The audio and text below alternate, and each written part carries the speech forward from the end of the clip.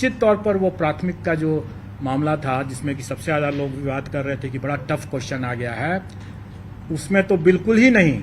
एक दो विषय को छोड़ करके और एक दो मामले को छोड़ करके किसी भी मामले में हमें अपने क्वालिफाइंग कट ऑफ को रिलैक्स करने की जरूरत नहीं पड़ी। सभी अभ्यर्थी अच्छी गुणवत्ता के हैं और जो सफल हुए हैं वो निश्चित तौर पर अच्छे लोग हैं। आज जो हम इतने परीक्षा फल को बनाए हैं और आज जो हम जिला आवंटन कर पाए हैं इतने कम समय में, इसका श्रेय जाता है हम लोगों के टेक्नोलॉजी को यूज़ करने का। हम लोगों ने सारा चीज़ सॉफ्टवेयर से किया, रिजल्ट भी बनाया सॉफ्टवेयर से और डिस्ट्रिक्ट एलोकेशन भी सॉफ्टवेयर से हम लोगों ने किया है। हम लोग ये सारा कार्य खुद नहीं कर सकते हैं। इतने बड़ी संख्या में जब ये हो रहा है तो हमें विकेंद्रीकृत दस्तावेज सत्यापन प्रक्रिया स्थापित करनी होगी और वो हम लोगों ने किया। डिसेंट्रलाइज्ड डॉक्यूमेंट वेरिफिकेशन की व्यवस्था हम लोगों ने किया, जिसमें हम लोगों ने टेक्नोलॉजी एक लगाया है कि जो भी डॉक्यूमेंट अभ्यर्थी हमारे यहाँ देंगे वो हमारे ही पोर्टल से डाउनलोड करके जाएंगे, क्योंकि हमारे पोर्टल के बिना उससे डाउनलोड अगर नहीं किया हुआ होगा तो उसमें वाटर मार्किंग नहीं रहेगा। इसका मतलब ये होगा कि वो डॉक्यूमेंट हमारे पोर्टल पर नहीं है। तो जो चीज़ हमारे पोर्टल पर नहीं है उसका हम कोई संज्ञान नहीं ले सकते हैं और इसीलिए हम लोगों ने जो डिसेंट्रलाइज्ड डॉक्यूमेंट वेरिफिकेशन की बात किया उसमें भी हम लोगों ने हिदायत दे दी है कि जो डॉक्यूमेंट आयोग के पोर्टल पर है ही नहीं उसका कोई संज्ञान नहीं लिया जा सकता है।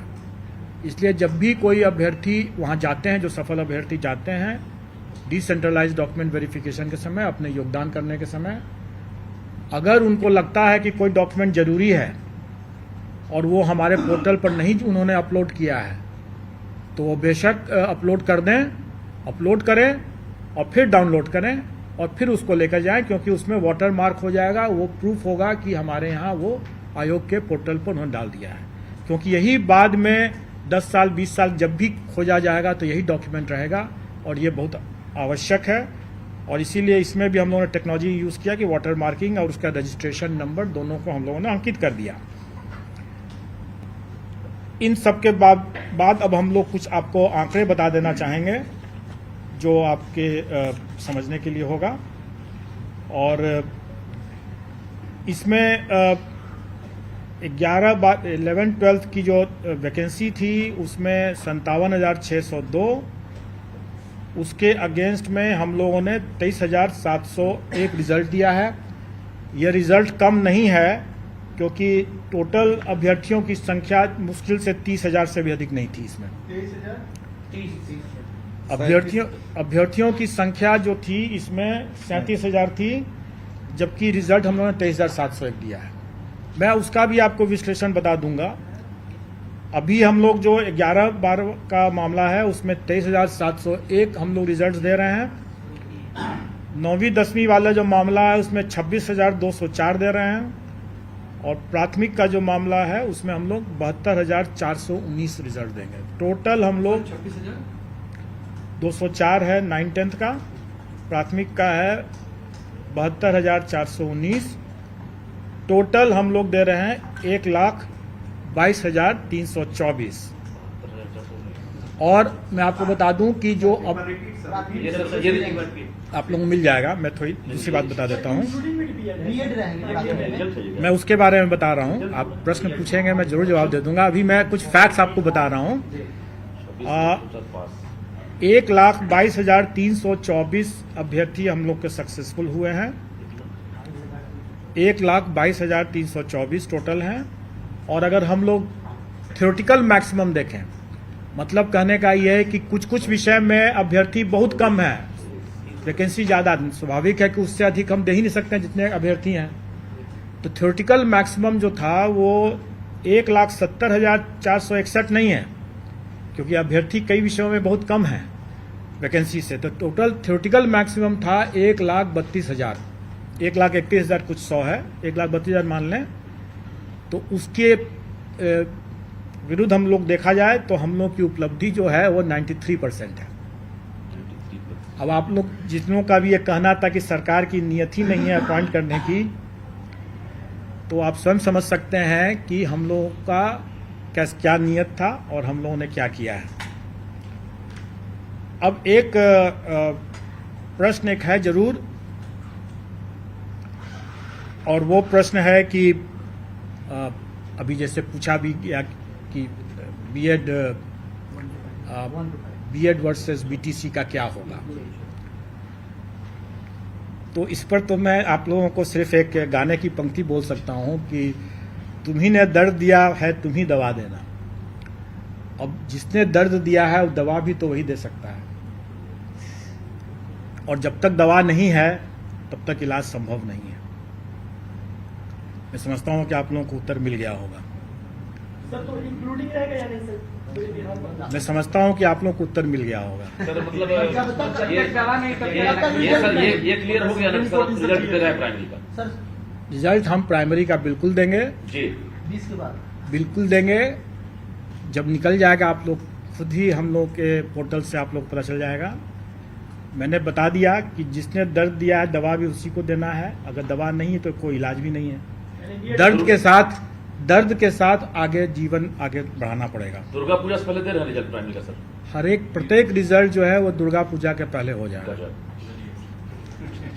पोर्टल पर आ जाएगा, सारा पोर्टल पर आ जाएगा। प्राइस का रिजल्ट और मैं तो यही कहूंगा कि हम लाए हैं कश्ती तूफान से निकाल के, तो अब तो सफल अभ्यर्थियों के हाथ में है कि वो कैसे इसको संभाल के रखते हैं। इशारा दे दिया था ना, अभ्यर्थी का प्रश्न है सर, तुम्ही ने दर्द दिया है वाटर मार्क को लेकर सर, तो उसका मतलब कुछ समझ वाटर मार्क को लेकर अभ्यर्थी लगातार कॉल कर रहे हैं। उसमें जो अपलोड किए हैं सर उस पर नहीं है, कोई अंक कट जा रहा है, तो उनके साथ क्या होगा? कुछ नहीं होगा, डोंट वरी।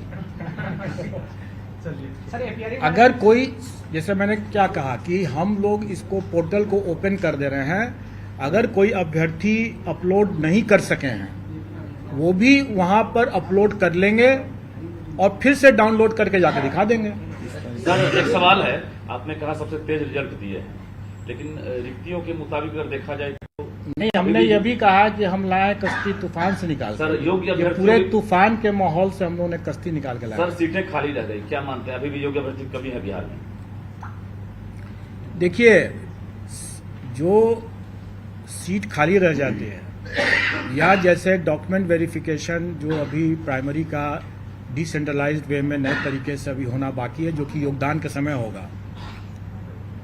जो डॉक्यूमेंट वेरिफिकेशन हम लोगों ने कराया डिसेंट्रलाइज्ड वे में 9th 10th 11th 12th का, उसमें जो हम लोग का पार्शियली वेरीफाइड हुआ उनको हम लोग फिर से मौका दिए हैं और वो वहां पर जाकर के दिखा सकते हैं। उसके अलावा ये भी है, जैसे बहुत बार लोग बोलते रहे हैं कि कई अभ्यर्थी अपना गलत सर्टिफिकेट दे दिए जो कि उनकी अर्हता नहीं थी।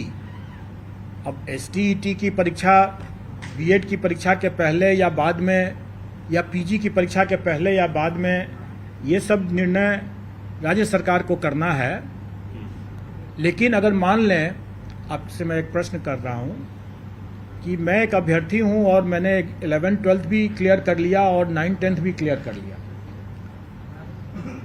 तो हम अगर उसको 11th 12th में अगर उसका हम डिक्लेयर करेंगे रिजल्ट और 9th 10th में नहीं करेंगे, और कहीं वो 11th 12th की डॉक्यूमेंट वेरिफिकेशन में पोस्ट ग्रेजुएट डिग्री उसका नहीं सही पाया गया, तो वो बाहर हो जाएगा।